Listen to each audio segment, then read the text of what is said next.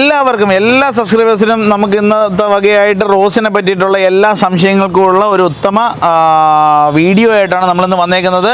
നമ്മൾ ഒരുപാട് പേര് റോസിനെ ഇഷ്ടപ്പെടുന്ന ഒരുപാട് ആളുകളുണ്ട്. എന്നുണ്ടെങ്കിലും അവർക്കെല്ലാവർക്കും വേണ്ടിയിട്ട് നമ്മൾ മെയിനായിട്ട് കൊടുക്കുന്ന ഇൻസെക്ടിസൈഡും ഫംഗിസൈഡും കാണിക്കാൻ വേണ്ടിയിട്ടും അതേപോലെ തന്നെ റോസിനെ പറ്റി കൂടുതൽ അറിയാൻ വേണ്ടിയിട്ടും ഒക്കെയാണ് നമ്മൾ വീഡിയോ സ്കിപ്പ് ചെയ്യാതെ മുഴുവൻ കാണാൻ ശ്രമിക്കുക.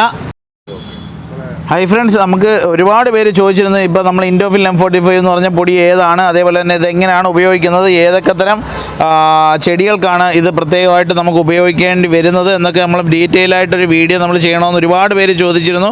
അവർക്കെല്ലാവർക്കും ഒരു ഉത്തരവായിട്ടാണ് വന്നേക്കുന്നത്. ഇതാണ് ഇൻഡോഫിൽ M45 എന്ന് പറഞ്ഞാൽ നമ്മളെ സ്വന്തമായിട്ടുള്ള ഇൻഡോഫിൽ ഫംഗിസൈഡ്, കോൺടാക്ട് ഫംഗിസൈഡാണിത്. ഇത് അതുപോലെ റോസിൻ്റെ കെയറിന് വേണ്ടിയിട്ട് നമ്മൾ യൂസ് ചെയ്യുമ്പോഴത്തേക്ക് എപ്പോഴും മറക്കണ്ടാത്ത ഡൈമെത്തോവേറ്റ് എന്ന് പറയുന്ന ഇൻസെക്ടിസൈഡും അതേപോലെ തന്നെ ഇൻഡോഫിൽ M45 എന്ന് പറഞ്ഞ് ഈ തരം ഫംഗിസൈഡുമാണ് നമ്മളിവിടെ റോസിന് വേണ്ടി നമ്മൾ കൊടുക്കുന്നത്. അന്നേരം ഇത് നല്ല ഒരു മെഡിസിനാണ് റോസിൻ്റെ കെയർ, അതായത് ഇൻസെക്റ്റ് വരാതിരിക്കാനും ഫംഗസ് വരാതിരിക്കാനായിട്ട് നമ്മൾ കൊടുക്കുന്ന രണ്ട് മരുന്നുകളാണ് ഇക്കാണുന്നത്.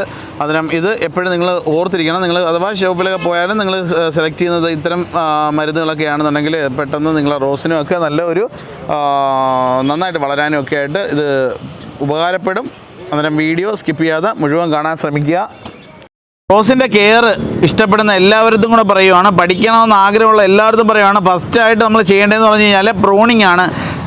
നന്നായിട്ട് പ്രൂൺ ചെയ്യണം. എത്രത്തോളം പ്രൂൺ ചെയ്ത് പ്ലാന്റിന് നല്ല എത്രത്തോളം കവരങ്ങളാക്കി എടുക്കാവോ അത്രത്തോളം നമ്മൾ മണ്ടകൾ കട്ട് ചെയ്ത് ശിഖരങ്ങൾ ഒരുപാടാക്കി എടുക്കാൻ ശ്രമിക്കുക.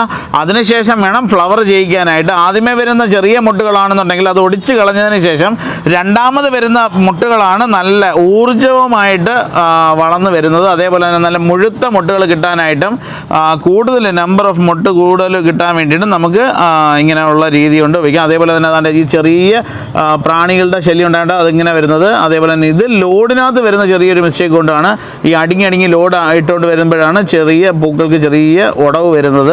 അതും കൂടെ ഇല്ലാതെ നമുക്ക് പുതുതായിട്ട് ഉണ്ടാക്കിയെടുക്കാം. നമ്മളെ വീട്ടിൽ വരുന്ന പൂക്കൾ കുറച്ചും കൂടെ വലുതാക്കി എടുക്കാനായിട്ട് നമുക്ക് DAP എടുക്കാം. ഇതേപോലെ ഇത് വള്ളി റോസാണ്. നമ്മൾ ഒരുപാട് പേർക്ക് തൈകൾ കൊടുത്തിട്ടുണ്ട് വള്ളി റോസിൻ്റെത്. അതിൻ്റെ പ്ലാന്റ് വീണ്ടും ഫ്ലവർ ചെയ്ത് നിൽക്കുന്നത് വീണ്ടും എടുത്ത് കാണിച്ചതാണ്. നല്ല ഒരു രക്ഷയില്ല, ഒരു കെയറും ഇല്ല. ഇൻസെക്ടിസൈഡും വേണ്ട, ഫംഗിസൈഡും വേണ്ട, നല്ല അടിപൊളിയായിട്ട് പൂത്ത് മറിഞ്ഞ് കിടക്കുകയും ചെയ്യും. അതാണ് ഇതിൻ്റെ ഒരു പ്രത്യേകത.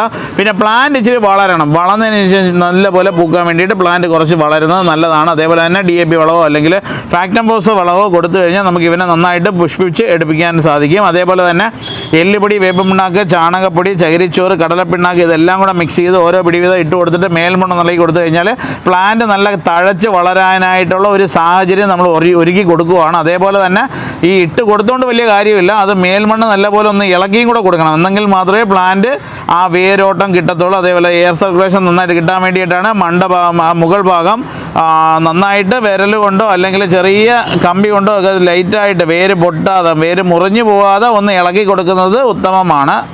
എല്ലാം ചെയ്യുന്നതിന് മുമ്പ് ശ്രദ്ധിക്കേണ്ട ഒരു കാര്യമുണ്ട്. നല്ലപോലെ സൂര്യപ്രകാശം കിട്ടുന്ന സ്ഥലത്താണോ റോസ് വെച്ചേക്കുന്നത് എന്ന് കൂടി നമ്മളൊന്ന് നോക്കണം. കാര്യം നമ്മൾ ഇതേപോലെയുള്ള തൈകളാണ് കൊണ്ടുവന്ന് വെച്ച് വളർത്തി ചട്ടിയിലോട്ടൊക്കെ മാറിയിട്ട് വലുതാക്കി എടുക്കുന്നത്.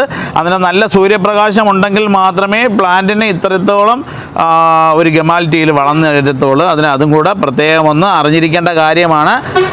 അതേപോലെ ചെടിച്ചട്ടിയിൽ പ്ലാന്റ് വെച്ചതിന് ശേഷം നമ്മൾ നന്നായിട്ട് നനയ്ക്കണം. അത് നല്ല സൂര്യപ്രകാശം വേണം. രാവിലെ നന്നായിട്ട് കൊടുക്കണം.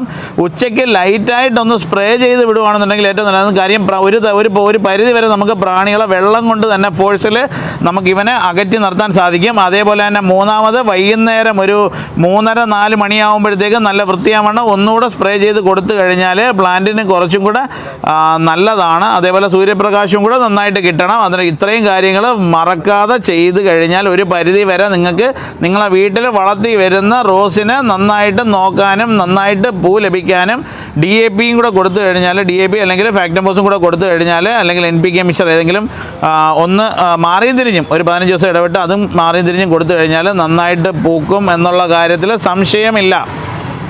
ഇതുപോലുള്ള ഒരുപാട് റോസിനെ പറ്റിയിട്ടാണെങ്കിലും മറ്റുള്ള ചെടികൾക്കൊക്കെ നമുക്ക് ഫംഗിസൈഡായിട്ട് ഇൻസെക്ടിസൈഡായിട്ടും നമുക്ക് ഈ മരുന്നുകൾ തന്നെ കൊടുക്കാം. പിന്നെ പച്ചക്കറിയൊക്കെ ആണെന്നുണ്ടെങ്കിൽ ആ ഇൻസെക്ടിസൈഡ് പൂക്കുന്നതിന് മുമ്പേ കൊടുക്കാവോ. പിന്നെ പരമാവധി പച്ചക്കറികൾക്ക് ആ മരുന്ന് ഒഴിവാക്കുക. ഫംഗിസൈഡ്, കോൺടാക്ട് ഫംഗിസൈഡ്, ഇൻഡോഫിലൊക്കെ ആകുമ്പോഴത്തേക്ക് അതിനകത്ത് ടോക്സിസിറ്റി അസാഡിയസ് റേഷ്യോ ഒക്കെ കുറവാണ്. അന്നേരം അത് ലൈറ്റായിട്ട് സ്പ്രേ ചെയ്ത് കൊടുക്കുന്നതുകൊണ്ട് കുഴപ്പമില്ല. അതേപോലെ തന്നെ ഇതേപോലുള്ള നല്ല നല്ല അറിവുകൾ നിങ്ങൾക്ക് കിട്ടാൻ വേണ്ടിയിട്ട് നമ്മളെ ചാനൽ മാക്സിമം സബ്സ്ക്രൈബ് ചെയ്യുക. അതേപോലെ തന്നെ നിങ്ങൾക്ക് നമ്മളെ ഫേസ്ബുക്കിൽ പേജുണ്ട്, കുമാർ നഴ്സറി കൊല്ലം എന്ന് പറയുന്ന പേജുണ്ട്. അതിനകത്ത് കയറി ലൈക്ക് ആക്കിയാൽ നിങ്ങൾക്ക് പുതിയ അപ്ഡേറ്റ്സ് ഒക്കെ അതിനകത്തൂടെ അറിയാൻ സാധിക്കും. പുതിയ വീഡിയോ വരുന്നത്, അതേപോലെ തന്നെ ചെടികളെ പറ്റി നമ്മൾ ലൈവായിട്ടുള്ള എന്താ പറയുക സംവാദം, അതിനകത്തൂടെ ലൈവായിട്ട് നമുക്ക് എന്തെങ്കിലുമൊക്കെ ചോദ്യമൊക്കെ ഉണ്ടെങ്കിൽ ചോദിക്കുകയും ചെയ്യാം. അതിന് നിങ്ങളെ വിലപ്പെട്ട നിർദ്ദേശങ്ങൾ നമുക്ക് കമൻറ്റ് രൂപേണ നമ്മളെ കമൻറ്റ് ബോക്സിൽ ഇടുക. അത് നിങ്ങളെ കൂട്ടുകാരിലേക്ക് കൂടി എത്താനായിട്ട് മാക്സിമം ഇത് ഷെയർ ചെയ്യും അല്ലേ. അന്നേരം ഇതിലും നല്ലൊരു വീഡിയോ ആയിട്ട് നാളെ കാണും വരെ എല്ലാവർക്കും ശുഭദിനം നേരുന്നു. Thank you.